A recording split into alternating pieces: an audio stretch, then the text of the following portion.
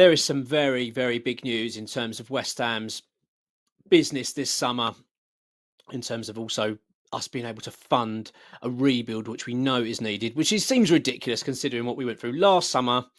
But as we've talked about in previous videos, this summer coming up is bigger than last. I feel like there's a lot of work to be done.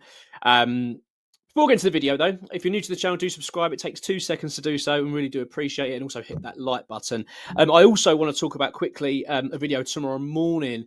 I've got Mickey P. Kerr on. Now, Mickey P. Kerr is a musician, he's a writer, he's a comedian, and he's also a very big advocate for football and changes in football. He's wrote a book, which he's going to come and talk about, but it's going to be very interesting in terms for West Ham fans because it's about football ownership and changing the model of that. And obviously with West Ham and the fractured relationship we've had with our owners for many years now, I feel like it's going to be a really interesting watch. So do stay tuned for that because that's going to be out tomorrow morning.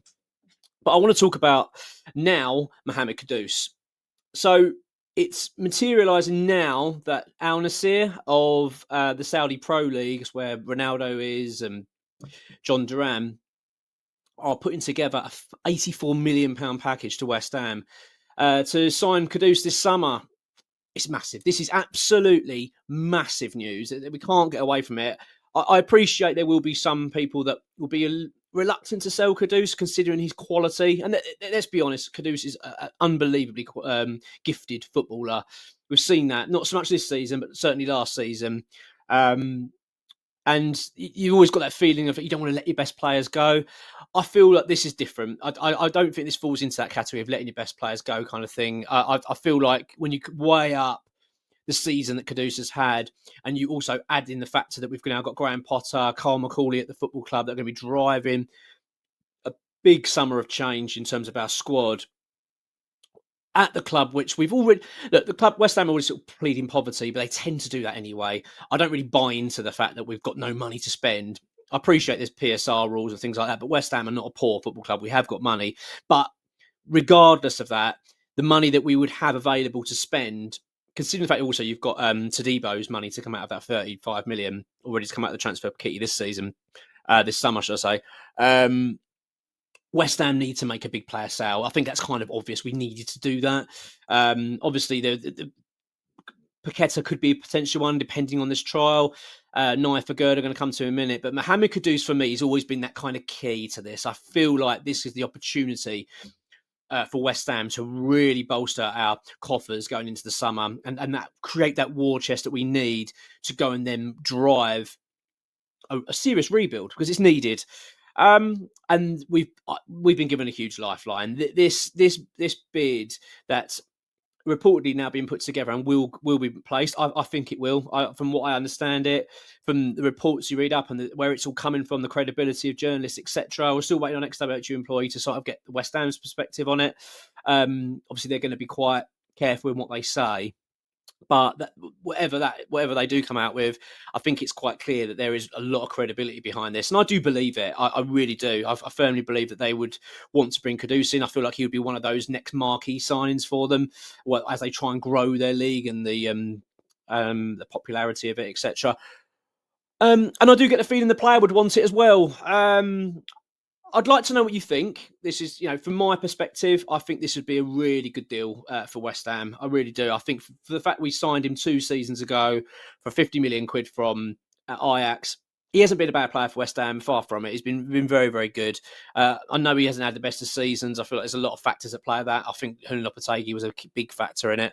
You could see Kudus wasn't happy playing under him. He could not just even from his football perspective, but his behaviour, very out of character a lot of the times. You only got to look at some of the disciplinary situation we had with him, obviously Tottenham being the main one, but it's sort of like his general attitude around the pitch. I feel like that's changed since Graham Potter's been here. But regardless of that, I mean, in an ideal world, I'd say, no, we keep Kudus. He's going to be brilliant. Because I do believe he is going to be a superstar. I really do. I think he's got the potential to go and play at the biggest clubs in the world. There's no two ways about it. Whether he can get that consistency in his game, which I feel like he needs to do. And if that does arrive, I feel like that is you're going to have that sort of star player. So it's never nice for West Ham to be losing someone of that quality. But I feel like with the task we've got at hand here and the players that we are after and the people we want to bring into this club, this kind of makes sense. It really does. So yeah, Kudus, Sal to go into Saudi. So, as I say, at the moment, from what we understand it, there's an £85 million release clause in his contract. So if they add another million to it, we have to talk to him anyway. But if they're going in slightly less, I don't quite get the understanding of exactly what that's all about. I need to know a little bit more. But let's get it right. If you take in this season's form for Kudus, he's not £84 million player. Really, he's not really. I think personally, we'd have been lucky to be getting 50 this summer. That's how I would be looking at it, thinking if he wasn't going to go to a sort of mega rich football club that have got a lot of money to spend, and we know that the sort of Saudi league has been like that. They're desperate to try and add more and more stars as they go along, which is understandable. They've got the money to do so why not? Had they not been there, you wouldn't be getting £84 million bids anywhere else. I just don't see it. I don't think anyone in England or Spain, I just don't see that kind of offer coming in. So we need this to happen. We need a bid like this to come in that it just blows all the other clubs out the water, because let's get it right. Kudus is going to be attracting interest from a whole host of football clubs this season, and probably a few in the Premier League.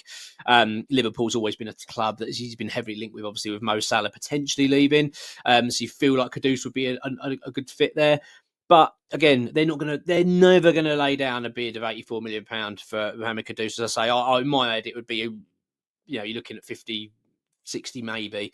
So this is a very, very, very good deal for West Ham. No two ways about it. Bearing in mind as well, you've got Nayef Aguerd situation as well to throw into the mix here. Nayef Aguerd, of course, out on loan at the moment, Real Sociedad. And I know that this is creating a little bit of a debate about him amongst fans. I know it feels a little bit divided, actually, in terms of where people sit with Aguerd, which is understandable. I can understand both sides, but I've got my view, what I feel we should be doing with Aguerd.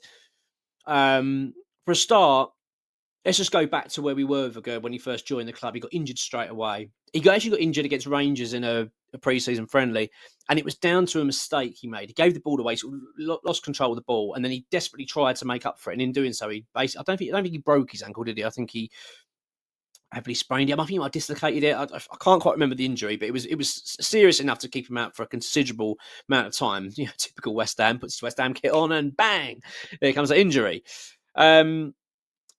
I had real high hopes for Aguerd at West Ham. Really did. I was very impressed with his interviews. I was very impressed with the player himself, and I think he's looked sublime when he's played at times. I really do. I think he's a good player. I don't think he fitted or suited David Moyes' style in terms of having to basically put backs to the wall most of the time. I feel like that part of he wasn't that kind. He's not that kind of defender. He's not someone that's going to go, right, I'm up for 90 minutes here of defending. I don't think he's that kind of player. He's more of a ball playing player, likes to distribute it well. He's a very good defender when he needs to be called upon. Don't get me wrong, but I feel like that 90 minutes bombardment for him was too much.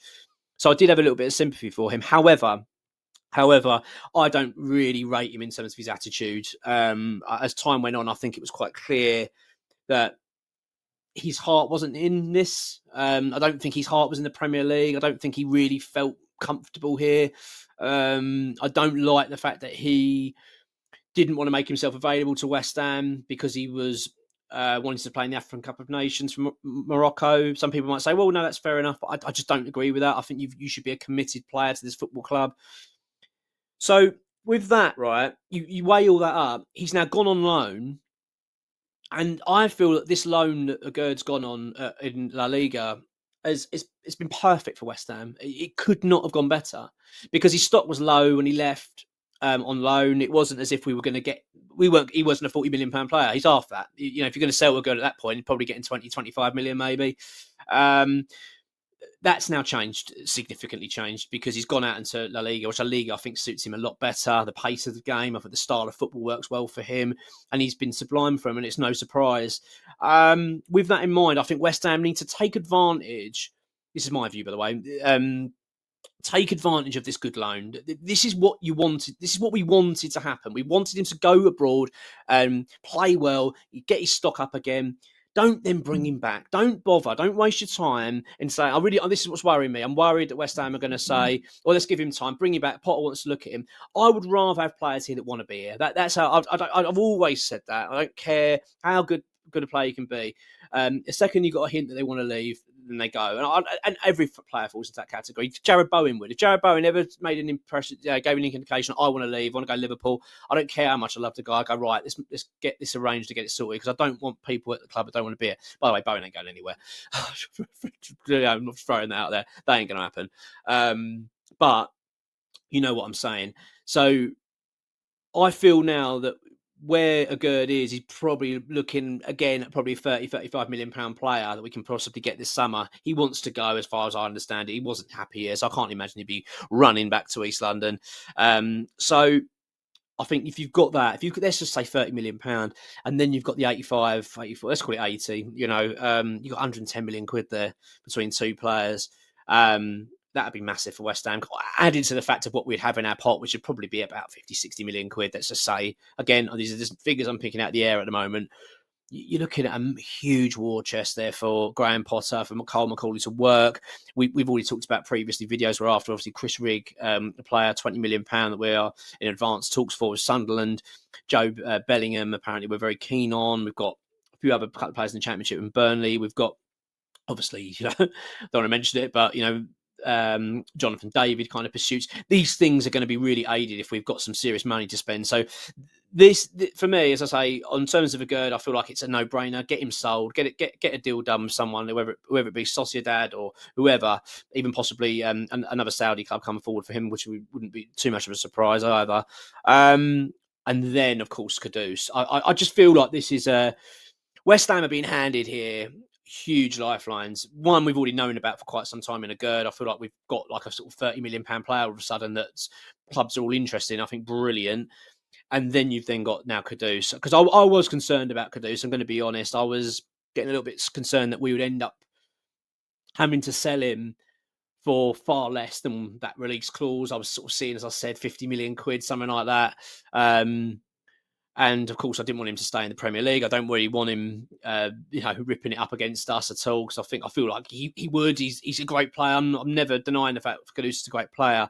But I'm just looking at it as a bigger picture, thinking here you've got one player that hasn't been in great form. I don't think as well Kudus really wants to be here. Let's be honest. You kind of get that impression early days, don't you, when a player wants a release clause put in the contract. It doesn't scream, oh, I love being here, I'm really excited. It's like I've got one eye on an exit already. I've got no problem with that, by the way. No real problem with that at all. I totally understand players who are looking beyond that club that they're joining, saying, well, I'm going to West Ham, I'm going to be here for a couple of seasons, maybe 3, and then I'm going to go and try and get my big move. I've got no real issue with that. So that's why I feel like this is a good opportunity for West Ham to take advantage of it. It's a good day. This is good news. Let's not just get away from this. This is very, very good news as far as I'm concerned as well. I appreciate some of us might not agree and don't want to see Kudus go. And I get it. in terms of quality. People, I don't want to see how best players go. But I think the bigger picture here, it needs to be seriously come to the forefront when these decisions are made. And I'll have no doubt in my mind that Graham Potter, Cole McCauley and the rest of the recruitment team and everyone else at the club will be absolutely rubbing their hands together if a bid like this is coming forward, which it looks like it is going to, because this is a huge lifeline. It really does alleviate the pressure off of us. It gives us a lot more flexibility in the market. And of course, as well, you've got to look at other player sales. West Ham are looking at Lewis Guilherme. We'll look to sell. We will look to look on Nicholas Fulkrug. As far as we understand it, he will be likely to go. I think Borussia Dortmund are very keen and possibly bringing him back. You've then got the likes of a few of sort of fringe players. You've got Irving and Souček as well. Apparently, is an interest for Everton, but I'm not too sure about that. We'll talk about it another day. But Mohammed Kudus sale would be phenomenally good business for West Ham. Considering the fact as well, we spent 50 million quid, made a big profit on him as well. So it's very, very, very good business for West Ham. So yeah, very, very pleased about this, and really hoping this we get a little bit more concrete news now to sort of confirm the bids coming forward, or even possibly even get a deal done earlier. I don't know the sort of how that can materialise. I don't quite know, but at least get something sort of in place that we know it's going to happen, and then they get it finalised for summer. That would be great. Just because as well, I don't want other clubs coming forward. I don't want to start a bid. I don't want the likes of Liverpool to come forward and go, no, we want him. We're on for 60. Because I don't want them Kudus then to go, oh, actually, I fancy Liverpool better. Actually, that'd be a better move for me. Because then we've got to play him we've got to see him play in the Premier League, and I do get the impression he is going to go on to heights in this game. hopefully it won't be in the Premier League and sort of rubbing the salt in the wound. At the moment, it looks like it's going to be Saudi. I've always kind of thought that was his likely destination at some point, but I felt this season, because the numbers have been so bad for him and the form has just been so poor, that maybe the attention was going to shift elsewhere. But no, and remarkably so, they've put in a really big package in terms of funds together for West Ham to sign the player. So I'm really pleased. Right, so as I say, I'm going to have a video tomorrow. Mickey P. Kerr will be on. I really stress this is a video you want to be watching. It's going to be very interesting. I'm very much looking forward to it. Talking about football ownership and things like that, and the model and how they want to change things, and looking at sort of the laws as well behind ownership of football clubs. It's going to be an interesting chat. So yeah, look forward to them. But until we've got some more news, we'll obviously have the previews coming up soon as well for the Wolves game on Tuesday. But look, enjoy the rest of your Friday, and yeah, I'll catch you tomorrow with the video with Mickey. Take care. Cheers. Come on, your ones.